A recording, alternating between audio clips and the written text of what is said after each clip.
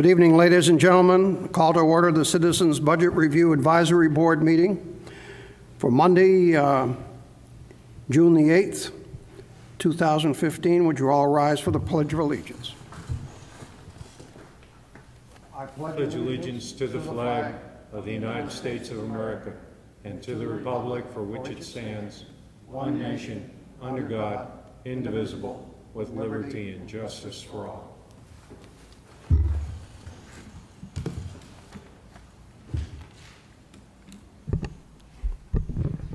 And Jeanette, as soon as I get organized here, we will proceed. Okay, roll call, please, Jeanette. Chairman Herlihy. Here. Ms. Farmer is not here yet. She's asked for an excused absence. Terry Taylor is not here yet. Mr. Mota? Here. Mr. Slavin? Here. Mr. Hoffman? Here. And Mr. Frank? Here. Thank you. Okay, I think all of you have met our newest member, Sergio Amato. Sergio. And that takes care of the introductions. Any agenda modifications? Any changes any of you people would like to make? No, sir. None at this moment. Okay, we have approval of two sets of minutes, August 2nd, 2004, August 26th, 2014, March 2nd, 2015. I'm looking for a motion. Also move both sets. And a second? Second. And we go to second. All in favor, please signify by saying aye. Aye. Aye. Jeanette, that's everybody. All set. Okay, no public hearings. Unfinished business. And I just want to spend a moment to go through a meeting, a workshop actually, that occurred about a month ago, where the City Council asked all of the commissions and boards to come together in a workshop session and discuss how the committees operated to make it more uniform. And for everyone on our board, the following are some key highlights. First and foremost, the Sunshine Law. If you aren't familiar with it, just the basics, please make sure that you become familiar. Rule of thumb: no phone calls, no emails, no personal contact. You don't talk about board business with other board members, period. And you can be held personally liable, and it gets expensive.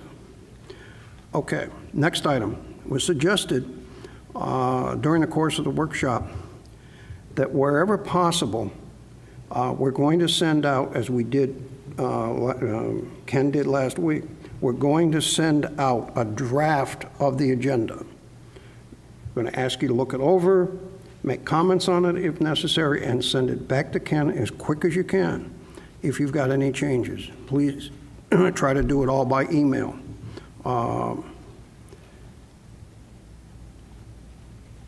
We want to make sure that everybody's involved in our deliberations, and if you've got something to add to it, so be it, and then we can all discuss it.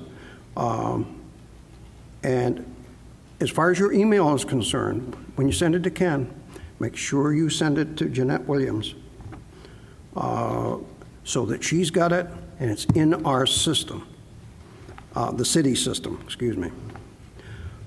We're going to have the minutes of our meetings sent out as soon as possible after Jeanette gets them done, so that you can look them over and you can have them to refer to at the next meeting, not just a few days beforehand. Maybe it'll remind you of something when the agenda comes up. You can do that.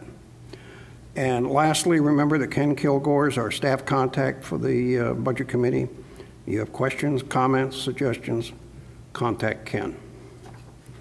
And of course, you are more than welcome to contact Mr. Griffin, our city manager, at any time. I'm sure he'd be glad to talk to you. Okay, Mr. Kilgore, review the second quarter report. Yes, the members have this in their packet. For the new members, we go through a process every quarter. We present our quarterly financial budget comparisons to the committee, as well as going forward then to the city council for their formal approval. So the process we're in tonight is to have you look over or consider the quarterly report into whether you would recommend it to the city council. They would be scheduled for the June 24th meeting for their formal approval. So you have my write-up basically for that agenda for the city council and the resolution that they would adopt. And as part of that resolution, we have an exhibit showing all the budget changes made during the quarter. These are in different categories. Some can be authorized by the city manager, such as moving between accounts or reallocating monies without changing the total appropriation. Other changes have to be approved by the city council if it involves using, something unusual comes up and they appropriate either additional grant proceeds or want to use reserve monies or something like that, where they would have to approve it in advance. The last section are changes generally that use what we call our equipment renewal and replacement account in general fund.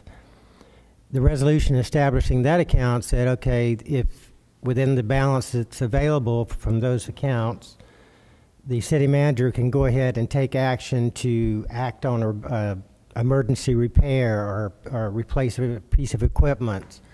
He can use those funds, but he then has to it has to be presented to the city council for approval after the fact. So that last category are those type of items.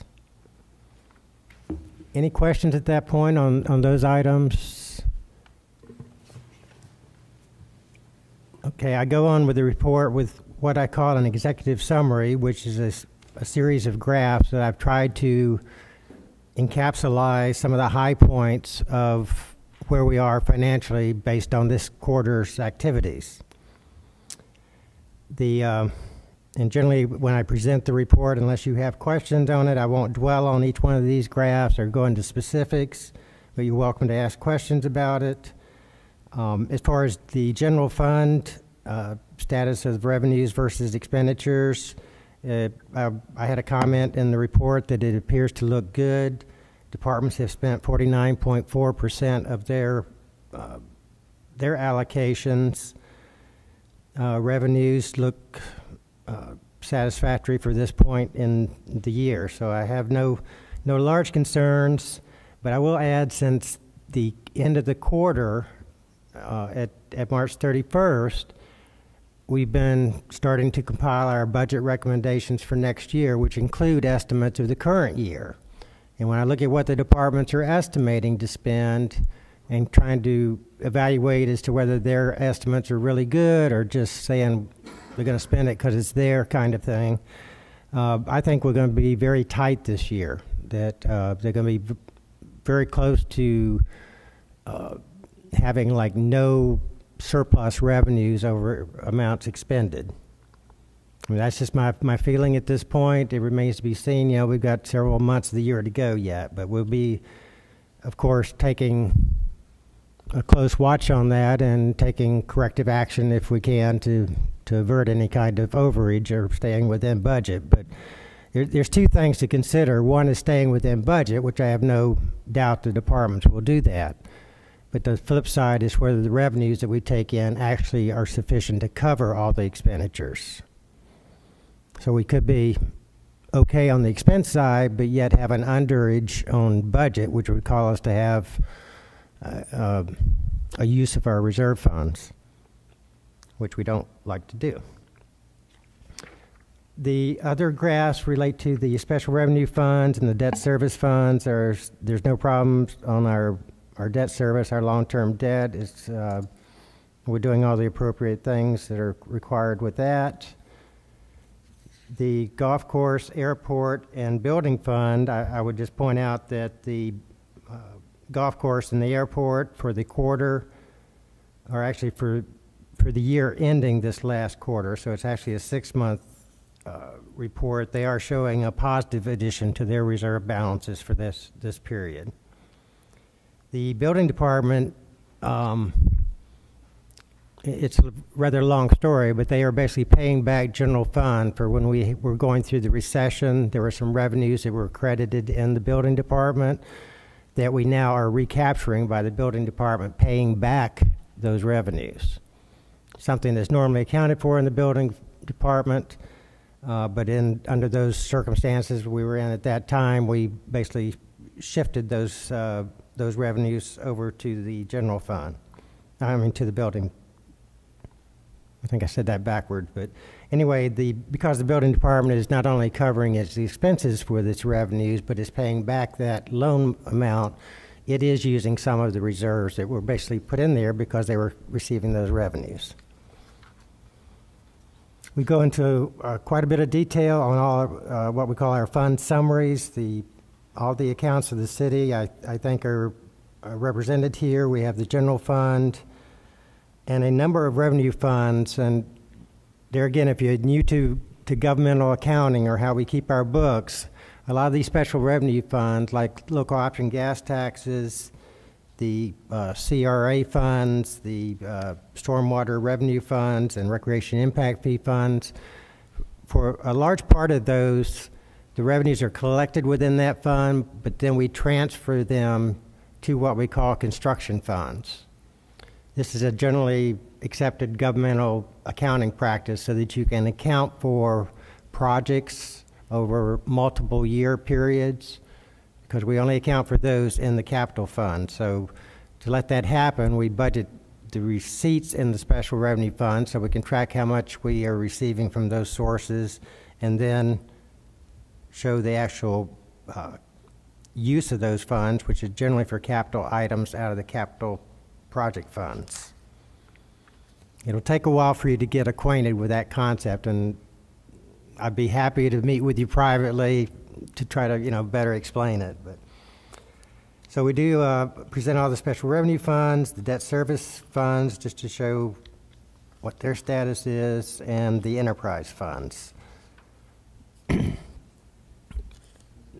The next financial area of the report is a report on all the general fund departments. This is where you can see how they fared individually on their department. And you see at the end of that on the second page is the same total expended of 49.4%. We give a report on our capital projects, capital project status report. We think we're doing fairly well on taking care of projects that were expected to be done this year. There's a few large ones, such as the Fish House Improvements Project, the Tulip Drive, and the Main Street Access Roads. Is because of the magnitude of the Fish House Project and the Main Street Project not yet being fully expended. Those figures kind of make it look like some of the money, all the money on the table to be spent on capital projects hadn't progressed as well. But once those large projects come to fruition, then we think most of the report will end up looking fairly good. We do an investment report that shows where we've got our city funds.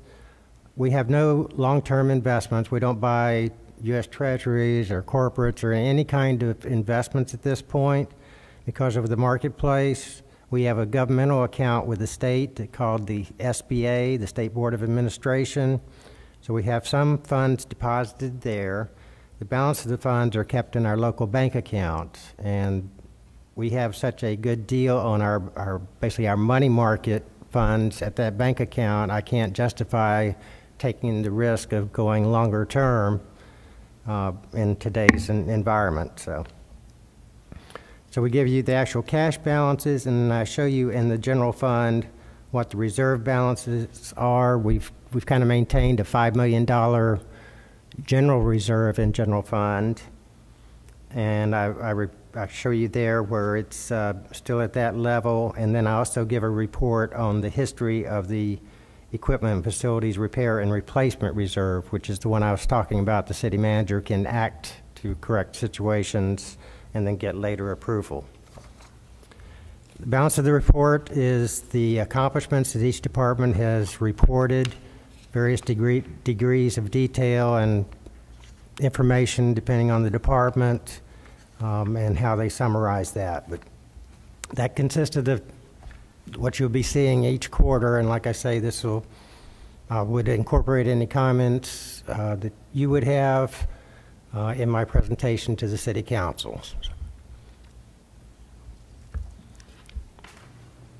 Thank you, Ken. At this point, we'll go around the group and see if anybody's got any questions. Mr. Frank? I have none, actually. Okay. Mr. Mata? Just looking at all the layout of all the expenses and expenditures and all the revenues and trying to get acquainted with all the formats. I think we should schedule a meeting sometime in the future to further discuss issues and some of the items on the report. But for now, I don't have any questions. Mr. Slavin? Nope, nothing at this time. Okay. Mr. Taylor? Yes, sir, Mr. Chairman. I don't have anything particular. I would like to just comment on the credibility and the professionalism of the financial reports that have been provided. Just point out as a citizen's perspective and as a government perspective, it's very well laid out, and I appreciate the detail of it. Thank you. Mr. Hoffman? Yeah, good evening, Ken. First of all, let me congratulate you on the changes and the improvements to the investment report. I know I've bugged you about that several times, and it's extremely well laid out and traceable now. Let me go back to your comment, though, where you were talking about the meetings you had with the department heads. That was for the current fiscal year's budget, that you're talking about revenues may not meet the expenses that have been budgeted. Did I miss something? I want to make sure I understand your comment. I just want to alert everybody that it is a very tight year in terms of revenues versus expenses, and that's the year that we're in now. As part of our budget process, we are constructing what we want to appropriate next year and what our revenue sources are expected to be. But we also ask the departments to give us estimates on their spending. So this is the time of the year when we really look at it and say, well, do we have issues with certain departments, maybe perhaps reaching a level where they might go over their budget? You know, do we need to give them direction to cut back or to tighten up? Or so it's not anything to be alarmed about at this point, because like I say, we would take action to curb it if it started getting there. But it's at this point, you know, I have concerns that it is, you know, generally you see maybe 2-3% slack in the budget, and I'm seeing it like right on target if, you know, the revenues would pretty much equal expenses, which means we don't add to our reserves, which So it's more a concern on the the operating expense side than it is on the revenues, or the general fund. I thought the general fund revenues were pretty well on target and maybe even a bit above. They're fairly on target, but what I'm saying is the expenses are so close. Yeah, they're not off like they have been in the prior several years, right? And what you got to take into account, there's been a couple of $100,000 of these additional expenses added, right, that we're basically taking out of reserve. So if you compare the reserves plus the revenues, then perhaps we're okay, but we're not expecting to collect enough revenue to cover both our normal budget expenses and those additional things we've added during the year. Understandable. Thank you very much. You all set? Yes. Okay. Thanks. I just make one comment because there have been a lot of comments in the past at these meetings about the golf course. And things seem to be trending up. The revenue is trending up. The number of rounds are trending up. The whole thing is looking a little better. In comparison to the the first 6 months of the prior couple of years, it does Yes. look good. So that's a positive sign. Let's just hope it stays that way. Okay. Anybody got any questions on that? Okay. We're just put together the following, and I'll make the motion and ask for a second. This is a motion to approve Resolution R-1515, which is a resolution accepting the quarterly financial report. And this goes to the City Council. And I need a second. I'll second that motion. All right, all in favor signify by saying aye. Aye. It's unanimous, Jeanette? Okay, we've done that. Next item, new business. First item, assessed valuation. Mr. Kilgore. I had sent the members an email on May 28th, basically once I got the information from the county property appraiser's office. They give us an estimate at this point in the year of what they think our total taxable value will be. So it kind of gives us a head start on planning for our budget year. We will get a certified value from them after they've looked. They'll get more precise with it, and that's due like no later than next Monday, the 15th. Generally, their estimates are pretty close. Might be off, a few $1,000s, but you can pretty much count on them being pretty much in the ballpark here, and generally not the certified amount will probably be slightly higher if past practice prevails. In this year, they are showing our increase at about just over 8% in the amount that's taxable. Now, as I disclosed in my memo, that would generate about $267,000 more dollars than we had from ad valorem proceeds this year. To take that in perspective, I pointed out a 3% increase in our personnel cost would be about $239,000 of that. So my point being that the increase in taxable value, although healthy at 8% increase, I've looked at other numbers around the state, and I think we were one of the higher increases in values. But it doesn't make us in, how can I say it? It's comfortable, but it's not. We haven't hit the lotto, in other words. So I would be glad to take any other questions. It's still, like I say, it's early because, whether this really works for us in total as we construct the next year's budget. We still got some meetings with the departments. We still got some number crunching to do to see what we would recommend, but as far as the tax rate.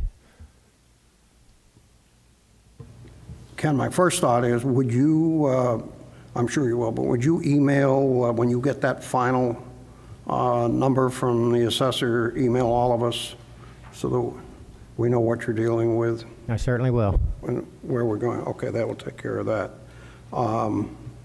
Anybody got any questions on this topic? Ken, or Ed, just for clarification for our newer members, that 3% you're referring to, the increase in personnel costs, those were negotiated, they're built in. It's 3% this year, and if I'm correct, it's 3% again next year, because this is the second of the third year, or? Now, let me explain that. We are in the third year of the contract. Oh, we're in the third year of the third and final contract? year of the contract. The only item that's open for negotiation in this year is the wage amount, the amount of increase.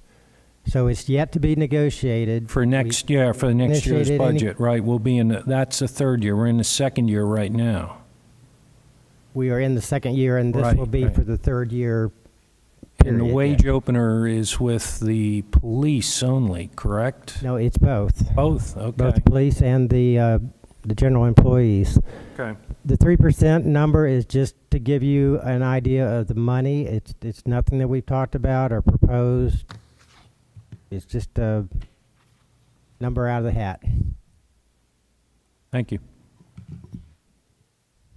Okay, anybody else got anything on that subject? Okay.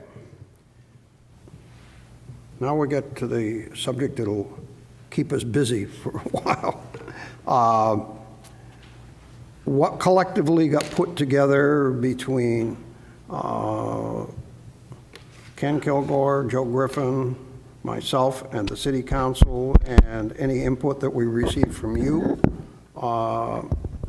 We tried to get in, for discussion purposes, all of the things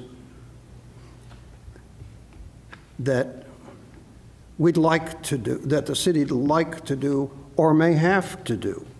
And those are all open items, and Mr. Griffin will give you a better idea as we go down through each one of them. So with that being said, Mr. Griffin? Yes, sir. Thank you very much for the invitation. I appreciate it.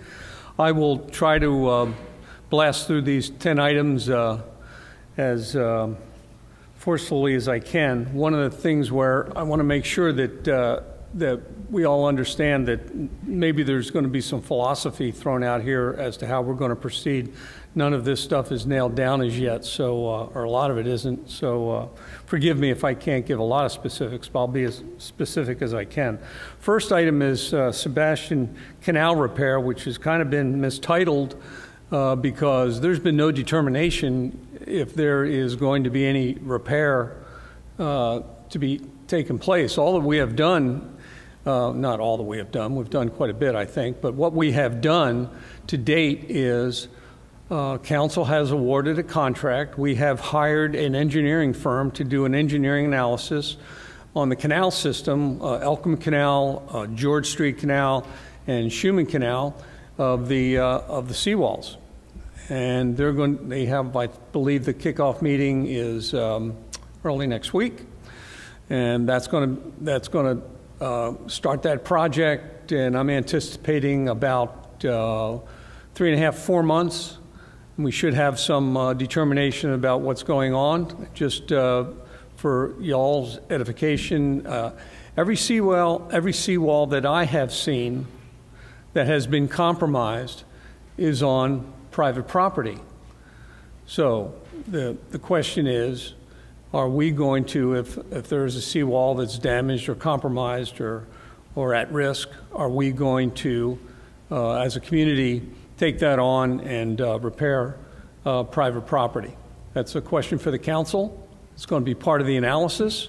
Now, there's seawalls out there that are obviously public, but I haven't seen any of those that are damaged. Maybe they will find them in this analysis. You just have to wait and see. That contract amount was $44,000. We went through an RFP, request for proposal on that. Took about the whole evolution, about 3 months to get these folks hired. The name of the company is Hoyle Tanner, nationwide firm, engineering firm. And as I say, they'll be on the job, and I believe it's starting next week. Let's talk about road repaving. One of the things that's going on right now is the Fleming and Main Street project.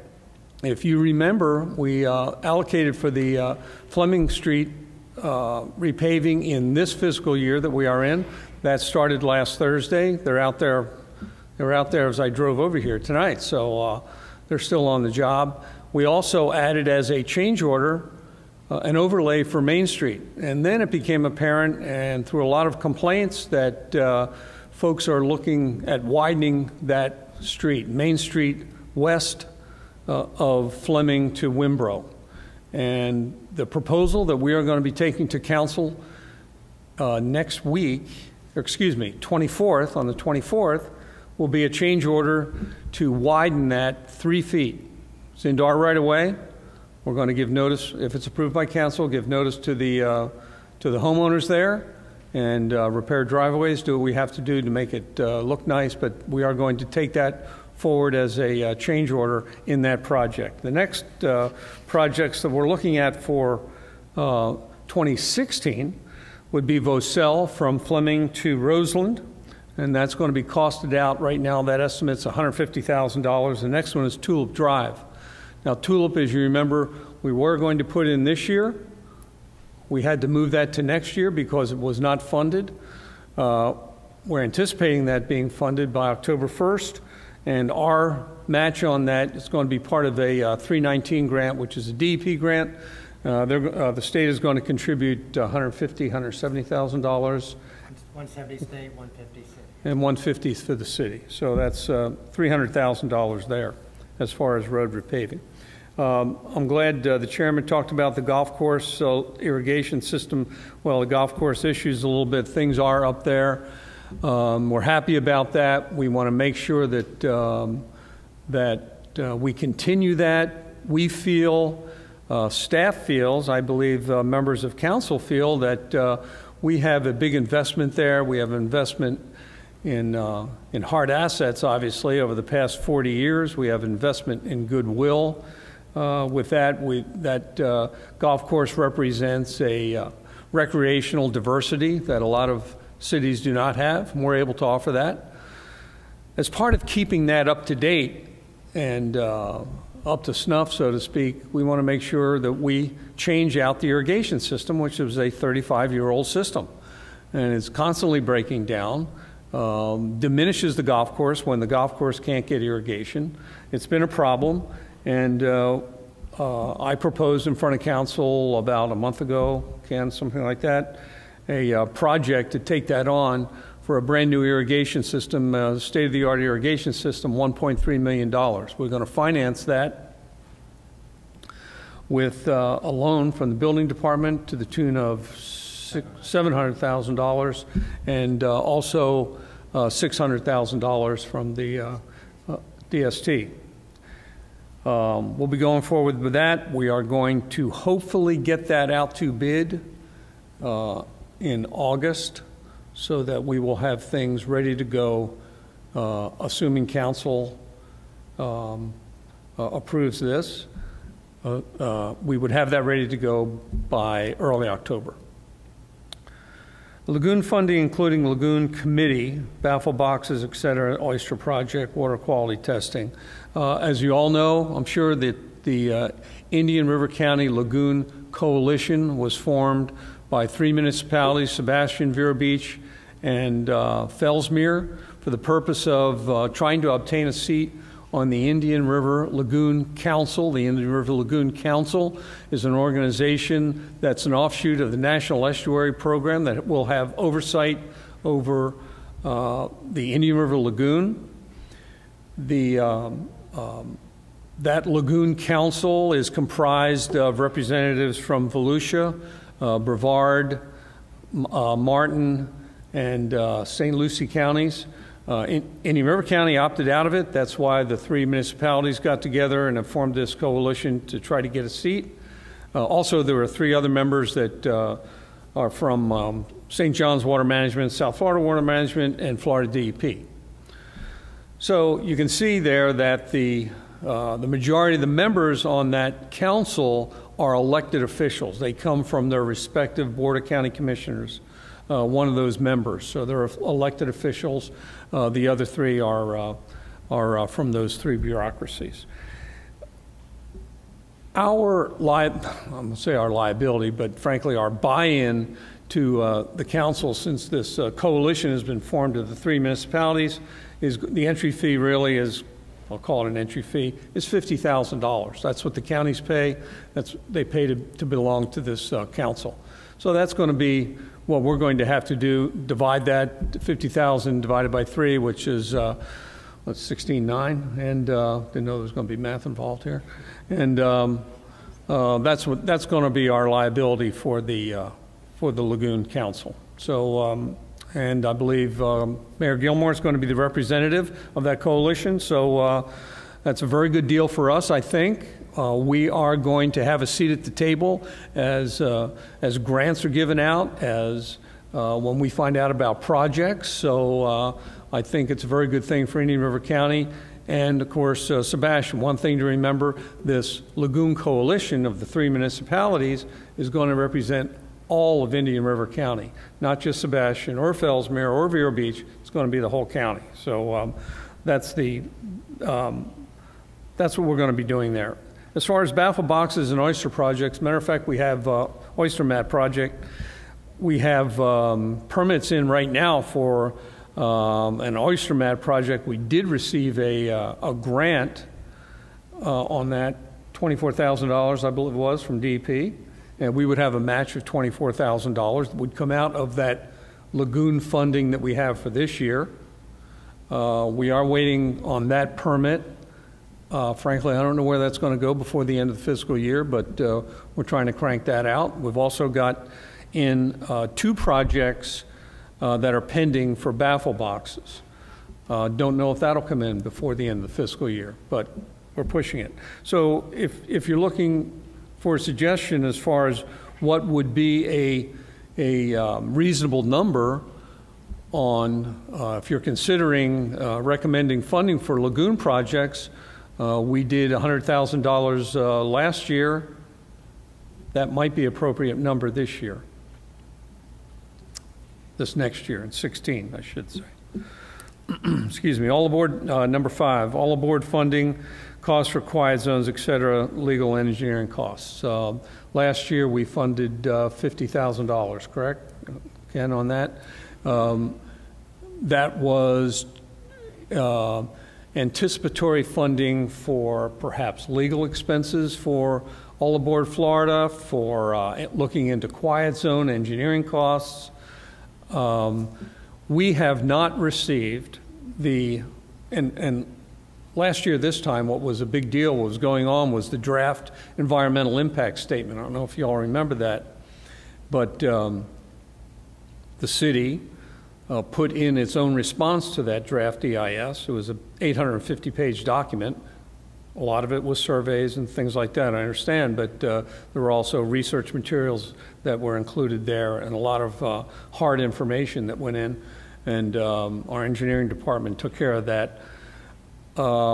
Frankly, we're not any further along this year than we were this time last year. That draft EIS statement has not come back to us for us to comment on that. So I'm a little bit maybe unsettled as to what I would recommend or ask for or have you consider along those lines. I would consider maybe another $50,000 because hypothetically, if All Aboard Florida goes through and the city feels that we need quiet zones, that's going to be a big chunk. I've heard a number from $100,000 to $300,000 per crossing to construct quiet zones. I mean, this could be, and then of course, where there's a quiet zone, there's ongoing maintenance, and we would be responsible for that maintenance, the money for that maintenance. So I think I made the request this time last year when I talked to Budget Committee that it would be a good idea maybe to start, hate to use the term, but start squirreling away some funds that we can have these in out years. If these quiet zones become a reality and we have to act on that, we will have a fund to fall back on and to, at least for maintenance. Public safety funding for more staff and equipment. I've heard some requests out there for public safety funding, but frankly, everything I've read and I've heard is that crime in Indian River County is way down. So I'm a little bit reticent. I have a lot of respect for our public safety folks and what the job they do with their police department. A little bit reticent to recommend a call for more staff in the police department. I think I think we're doing pretty good right now. We're on an even keel. As far as equipment goes, you know, from time to time over the year, I mean, we're replacing public safety equipment as we go along. It's budgeted, but there is new equipment that comes along that we're able to provide from what we have budgeted for. This year would be no exception. The only other thing I would think would be maybe a need for 4 to 5 new vehicles. Greg Schmidt at the garage has this program where he turns over those vehicles. They get to that magic number of 80 to 100,000 miles, and he starts cycling those things down to the volunteers and moving the volunteers' cars out. There's code enforcement trucks we have to take care of and things like that. But assuming everything being equal and nothing extraordinary happening through the year, this year I believe we're looking at the purchase of about four new police cars. Now, that being said, the cost for police cars this year has gone up. Used to be we would come to BudCom and we'd talk about a $35,000 police car, which would have everything all equipped, ready to go, computer. Now we're talking a $50,000 car. The cars have gone up. There is this ICOP thing that we have in there, the video, the computer technology, all this other business. So it's now a $50,000 car instead of $35,000. Let's see. Quarter round drainage, ditch cleaning project funding. Let's talk about stormwater just a little bit. Our stormwater fund, our stormwater budget is about $1.2 million. We have debt service to the tune of about $400,000. What did that cover? Oh, well, that was some of our stormwater projects from past years. So you've got the Twin Ditch program, got the Periwinkle Stormwater Park. We have Cotton Creek project, seawall project, all those things. And we took out debt for that. Those will be paid off in 2022, is that correct? Okay, so that eats up $400,000 of the 1.2. We earmark about $500,000 for our quarter round and other stormwater maintenance, our cuttings and things like this, staff, stuff like that. This past year, it became painfully apparent to me that after the rainy and during the rainy season, after the rainy season, because we had street flooding, it became painfully apparent to me that our ditches, the big ditches, now I'm not talking about the swales out front, I'm not talking about the lateral ditches on the sides of houses, I'm talking about the big ditches in the back. If there might be one in the back of your house, it may not be. But at some point, what is in front of your house or on the side of your house is going to flow into a bigger ditch. And those were the problems. That's where we had the backup. Those big ditches had not been maintained, not been cleaned out, the spoils not carried away in fully 10 years. So we have, as all of you know, probably, a proposed quarter-round installation program. That was done in 13, I believe, 12 or 13. Yeah, and everybody thought, okay, this is my date for the quarter round. Well, I stopped the quarter round. I said, it doesn't matter, we can install all the quarter round we want, but if the ditches aren't clear, the water's not going to get to the ditches. It doesn't matter how much quarter round you have in the ground, it's not going to work anyway. We got to take care of the big ditches first. So we embarked on a program to hire a commercial service. We outsourced and hired this service, and they're out there right now. Right now, I believe they're in zone 1 or 2. I think 2. I think they've moved on to 2, which is basically over in west of Roseland, west of Roseland area, down in there, okay? That southeast corner near San Sebastian Springs and all like that. So they're chugging along with that. I want to make sure, before we reinstitute quarter-round installation, I want to make sure that those ditches are clear. I want to make sure that we have somewhere with the water to go, that's going to flow. When I see that, when I'm satisfied with the engineering department, Frank Watanabe, they give me the high sign to go ahead, then we'll get right back into the quarter-round business. But frankly, I just don't think it's prudent for us to start back into the quarter-round installation until we make sure that the ditches are clear. Now, there's a couple things that we can do, and maybe this might affect one of you all personally. There are areas of town that haven't been touched for years and years and years with regard to ditch cleaning or swale cleaning, whatever you want to call it.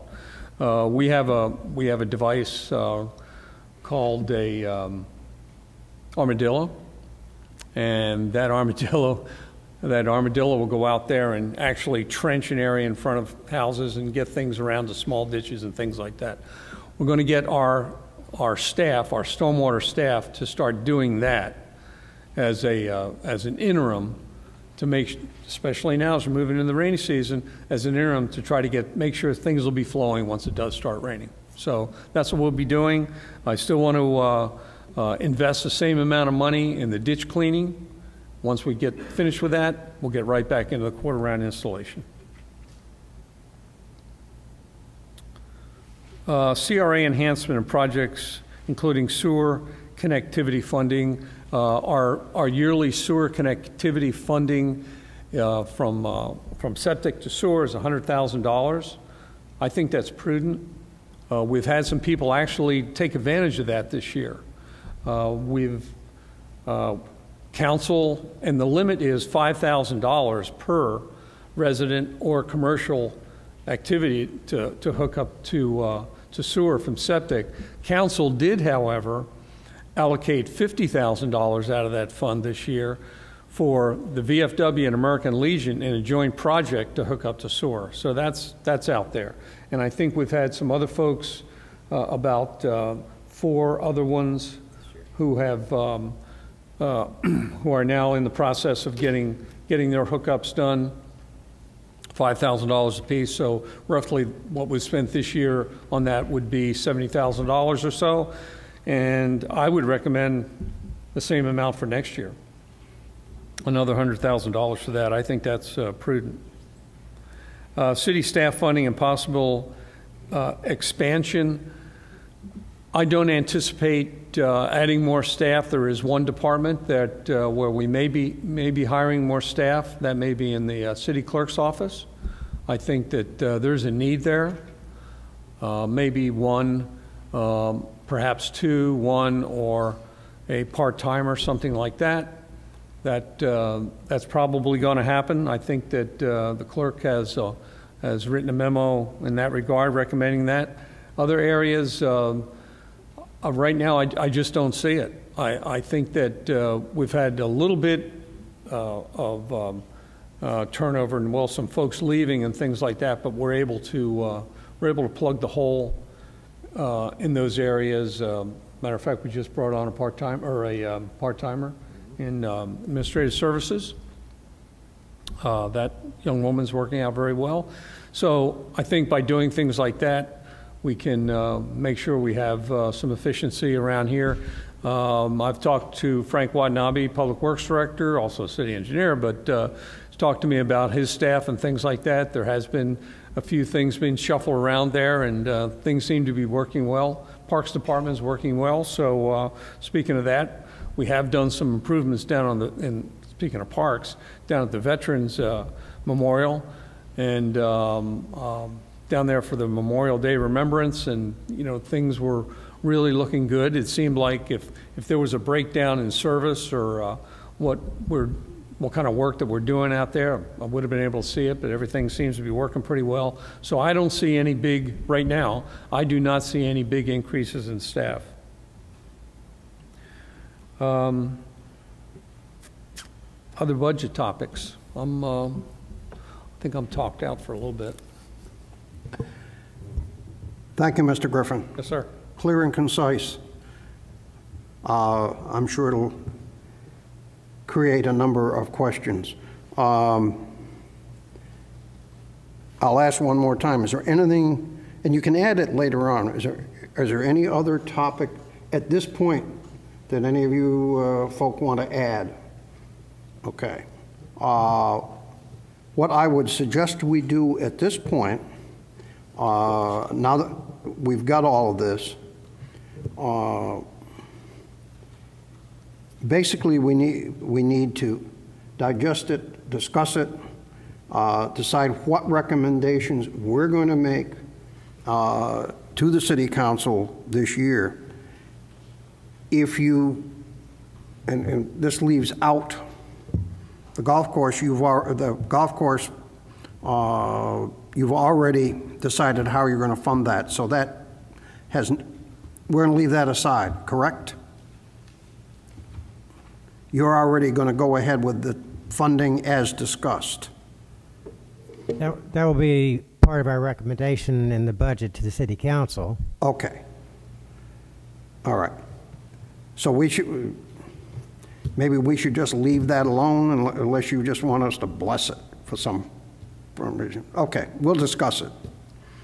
And if somebody has some magic ideas on how to fund it, pulling it out of the atmosphere, we'll let everybody know.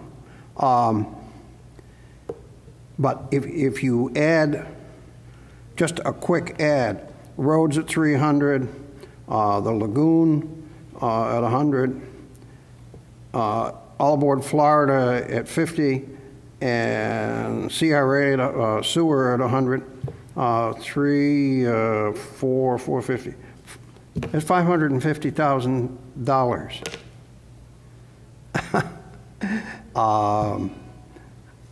I can see Mr. Kilgore's financial gears whirling, because $500,000 can put a pretty hefty dent in the tax rate if we have to raise it all that way. But that's something that we need to discuss, and going to need your input as far as funding and so on and so forth as we go along here. Whether it purely is an addition to the millage, or it comes out of DST, or wherever. If you've got any ideas, now that we've got that out, because it seems to me, for talking purposes only, as you mentioned, a good portion of the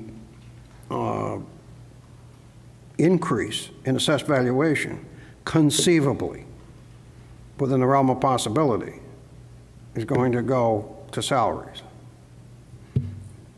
And we don't know where that's going to be yet, but let's, for the moment, say that's true. There isn't much left over from just assessed valuation with the same millage rate to do anything else. So you've got to figure out where the rest of it comes from. As usual, I've shut my mouth off for the moment. And comments? Who wants to put up their hand first? Oh, Mr. Hoffman, come on. Oh, I know, I was allowing. You're First. Yeah. Yes, sir. Go ahead. Terry Taylor, I just wanted to make sure I verify, Mr. Kilgore, on your financial statements where the staff total is. Just put it in perspective. I think the chairman did a real good job summarizing it, but we're anticipating a 3% increase in staff salaries, and I just wanted to look at it, if maybe you could point it to us. If you looked at, in my report, the total of the budgets where I present the individual general fund departments, you know, every time it says personal services, it's really a sum of each of those 15 departments times 3%. I didn't know if there was a total payroll figure off the top of your head. There's documents that summarize that, and I would mention to you that we expect to have our recommendation in a document form presented to the Budget Committee, copy, of course, to the Council at this point, by June 19th. So we're just a few weeks away of seeing all those numbers put together, hopefully in a format that's easy to follow. But at this point in time, the 3% of personnel costs is simply, all the salary budgets, plus group insurance, plus pensions. It's just roughed out. It's not 3% of only salaries, but it's 3% of the total personnel cost. Sure. And I guess it was easy to recognize those ad valorem taxes, just like you pointed out in your email, are easily eaten up. 8% increase in taxable value didn't necessarily cover the 3% taxes or 3% salary adjustments either. Well, I don't want to play my hand too much tonight because we are still in a flux, but you have to remember that the City Council increased the millage last year to fund the $100,000 for the lagoon, the $50,000 for all aboard Florida, and a contribution towards road paving. So that's really presumably already in our revenues even before the increase in valuation or in taxable values. And that's why, what we're wrestling with is all the other wants and needs that are on the plate over and above those items. So. Okay, thank you. We look forward to seeing it laid out in the future. It's always a challenge. Sure. Anybody else? May I say a few words?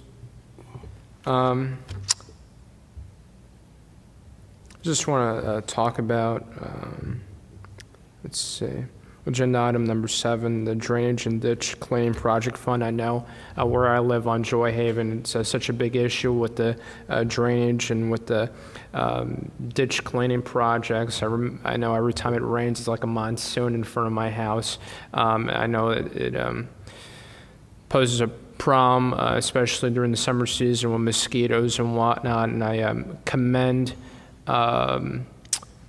during your discussion, you talked about kind of foreseeing some of the effects, what agenda item 7 with the drainage and ditch, and also with all aboard Florida, foreseeing what kind of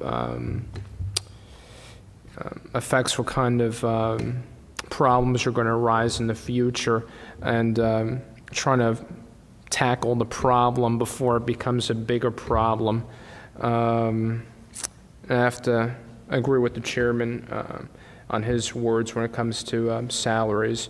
I think that's about it for me. Anybody else?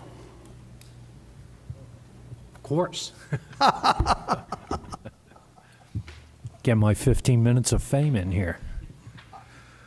Excuse me. 5 minutes, yeah, I know, I'll get limited, yeah.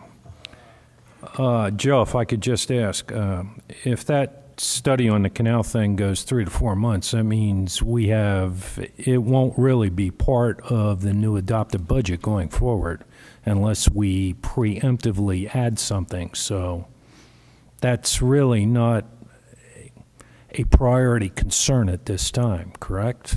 Would I be, or am I out of line here? No, sir, not at all. My instructions from council were to conduct an investigation and analysis into the canal/seawall system. Right. And, number one. And, number two, if something, I'm going to use the word catastrophic, but if something unforeseen happens, to have a plan to deal with it in the short term. Wasn't that about it? So that was about it. So I think we've done that. We do have a plan. Something bad were to happen on somebody's property, even though it's on private property, I think we would have an obligation to go in there and try to preserve what's there. And the city would act to preserve property and people and things like that, and health, safety, and welfare of everybody. So we have a plan to do that, and we've cleared that with DEP verbally. They know what we're going to do if something catastrophic happens. So, I mean, there's also this issue that's out there that the that people have been floating around that these seawalls are asbestos laced. Now, it's true that some of those seawalls up on the Northern Collier project they had asbestos in them. That's why those seawalls were entombed. They were covered in dirt. They weren't moved. They were entombed, and new seawalls were built on the water side of the old seawalls. The other ones were covered up, never to be seen again.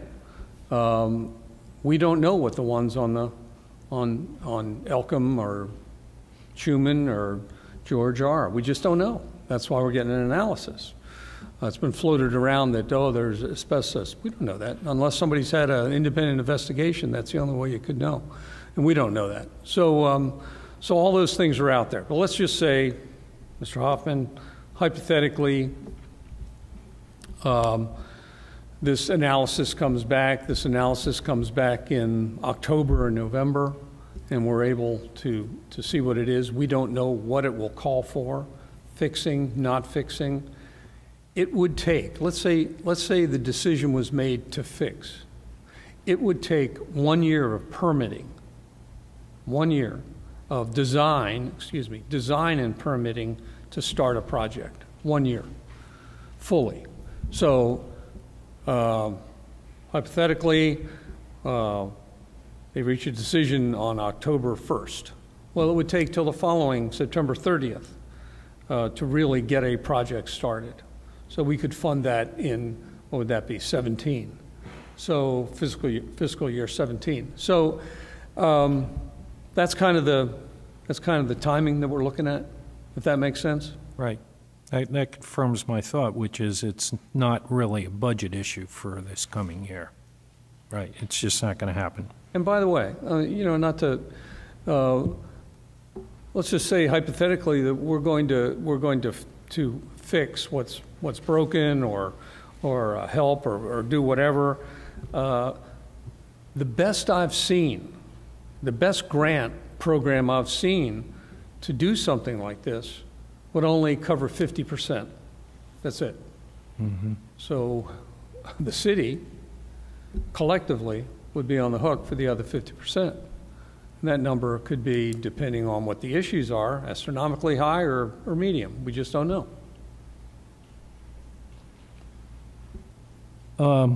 I'll just go back and reiterate some of the, I think, and this is where I'd like to know I'm either way off base or I'm accurate in this, but I mean, the lagoon funding for the baffle, we have that in this year's budget, correct? So if we just renew it, it's not like we're adding new money, right? Same thing with all aboard Fund Florida. If we just add the same 50, put in I agree with your analysis on the quarter round project. The ditches are really the priority. I mean, I've read through from the council's comments. I mean, out of the 5, 4 of them made comments that stormwater management and the lagoon are the top priority. So I don't think we have any additional money there. We're just going to work with what we've got, right? If we can, to keep this. Same thing with the CRA enhances sewer connectivity. We always have $100,000. We've had that there every year. So really the big, and I'll be the whipping boy as I always am on this. My concern is this $1.3 million. And I don't disagree with the analysis that we need a new irrigation system. I just have a real concern that we fool ourselves into thinking the golf course is going to pay for this. That I just don't see those numbers being there. The other one is we want to use DST funds as part of, we're just going to take part of that out. Well, that just reduces DST funding for other construction projects such as roads, which seem to be a second priority among everybody. And that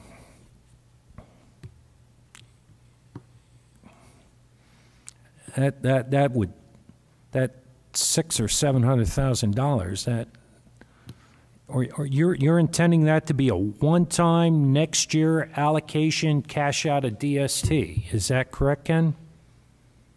That is the way it's structured, yes. It's not going to be a loan from DST. It's cash out.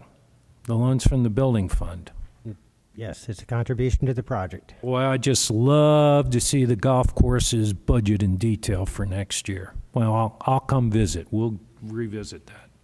I have no doubt this is necessary. I understand what happens when your irrigation system breaks down. I spend money on mine all the time. Thank you. I don't hate the golfers. I just don't like the money.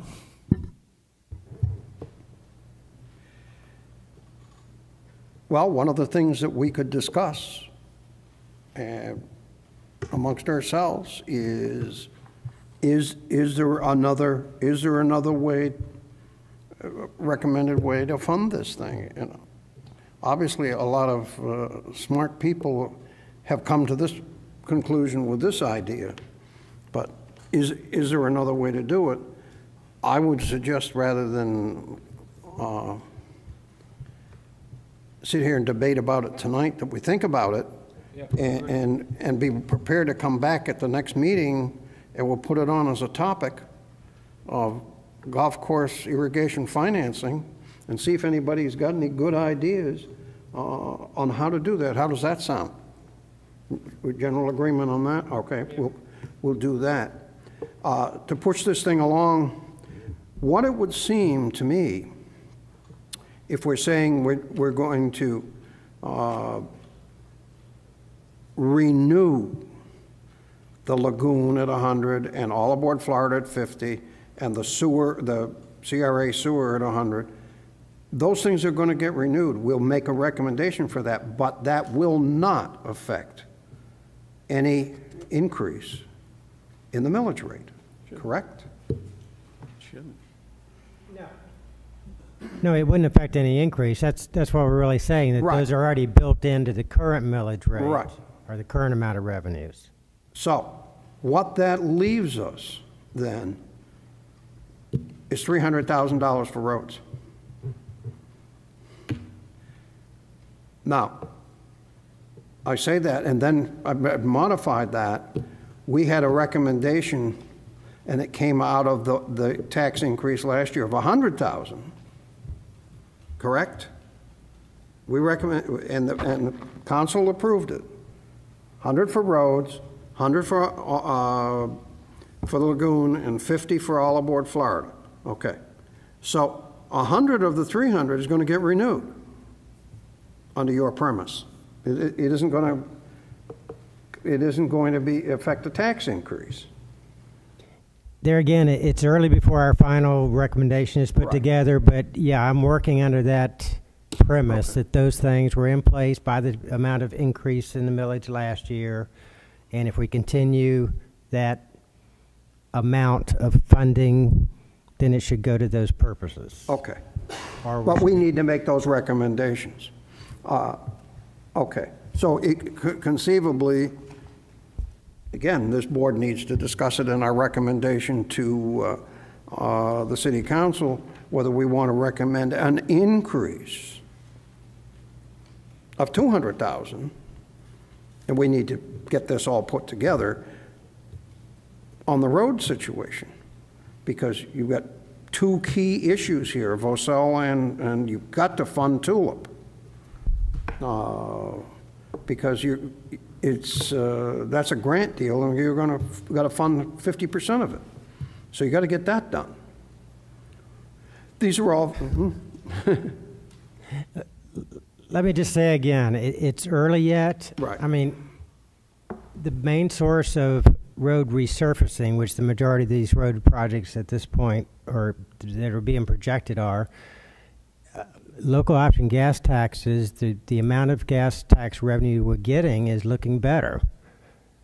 So you start compounding that this year, next year, the following years. If you make the assumption that we'll be at a higher level than we have in the past years, and we continue the 100,000 level of general fund funding from that millage increase, I mean, we may not have that as significant a problem as you envision and that we were professing last year, because we've taken on some big projects and because we've got maybe a more optimistic look on our revenue picture now. So, like I say, we're just a little bit early to get alarmed that we're going to have to continue to dump more money into roads and the levels that we've already got established.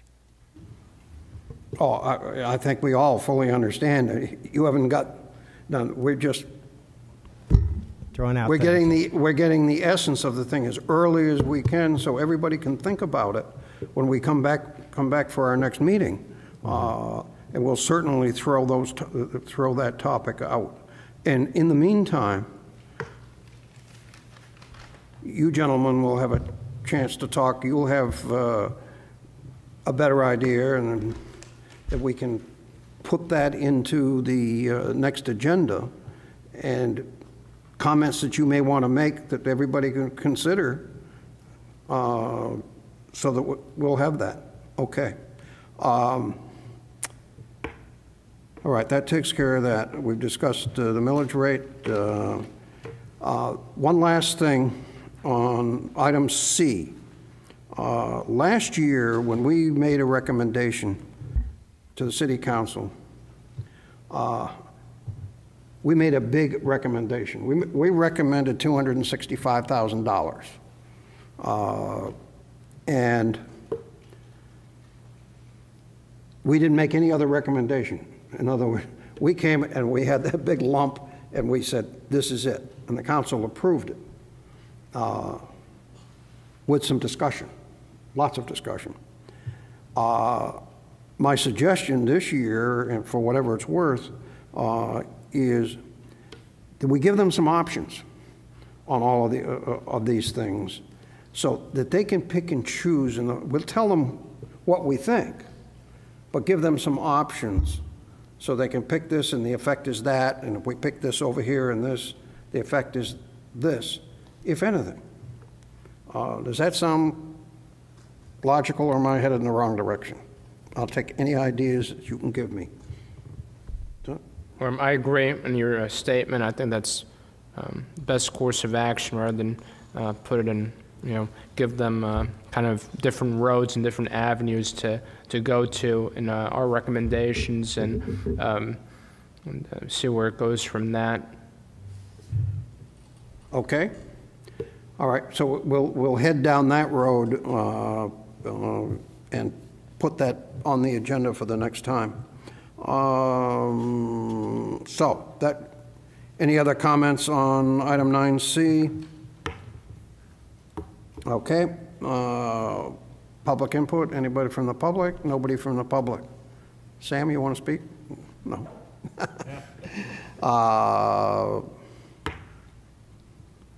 Mrs. Kilgore and Griffin, you have anything else you want to say? No, sir. Thank you. Okay. Okay, item 12. Any other comments that you gentlemen have got? If not, we'll go on to the topics for the next one. I've made some notes here of these dollars. I'll get with Ken and Joe, and we'll discuss it before the next meeting, which is, at this point, is Monday, June 29th. Now, if we come up with something and we think it's worthwhile before that time, that it's worth a meeting, I don't know whether it is or not. I have no idea. But if it is, we'll find out what you people think. Send you out a draft of whether you think it's worthwhile discussing these things or not. So there is a small possibility of that. So we'll put the roads, the golf course, the lagoon, all aboard Florida, the sewer on the next meeting. If there's anything else that comes up, we'll put that on. And if you think of anything in the meantime, send it to Ken, and he'll distribute it. And just so you remember, be very cautious about emails. Don't send me an email. unless you send it, unless it is a procedural matter, and you send it to everybody, and you send it, and you have a copy to Ken. Why a copy to Ken? So it gets into the public record. It must be in the record. When it goes to him, it automatically goes into the record because of email saving. And excuse me, also send it to Jeanette. Okay? And everybody will have it. You've got it covered every which way. Mr. Hoffman sent out an email, and he did it. He sent it to all of us, and he sent it to you too, and sent it to the three of you. And, you know, we got it right. So be very cautious about that with email. If I have something to say to you people, I send it to Ken, and he sends it out. So it's in the system. Because if I just send it out of my computer, it'll never get in the city system, and I'll get my wrist slapped from upstairs. Okay, anything else, gentlemen? Yes. I just want to say two things. One, I just want to commend our chief of police for the low crime rates and the great work she's done in the police department. I know tomorrow she's going to be receiving an award from one of the clubs in North County Republican Club, and for, again, the work she's done in our community. And second, I just want to thank Jim Hill for appointing me, and Ted Pankowitz for recommending me, and frankly, my grandparents for giving me the character I display here tonight. And that's it for now. Thank you, sir. Welcome to the group. Thank you. Enjoy it. Thank you, Mr. Chairman. Okay. Nothing else? With that, we are adjourned.